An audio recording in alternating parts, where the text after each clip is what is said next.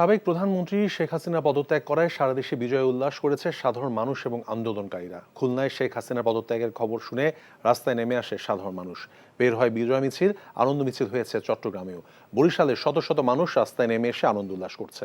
এদিকে লক্ষ্মীপুরে রাস্তায় নেমে এসে বিজয় উল্লাস করেছে আন্দোলনকারীরা। এ সময় তারা মিষ্টি বিতরণ করে। শেখ হাসিনা পদত্যাগের খবরে মৌলার সাধারণ মানুষ রাস্তায় নেমে এসেছে মিছিল করে। পিরোজপুরে হাজারো মানুষ রাস্তায় নেমে আনন্দ মিছিল করেছে। এছাড়া রংপুর, খাগড়াছড়ি, ব্রাহ্মণবাড়িয়া, সিরাজগঞ্জ ও দিনাজপুরে বিজয় উল্লাস করেছে সাধারণ মানুষ।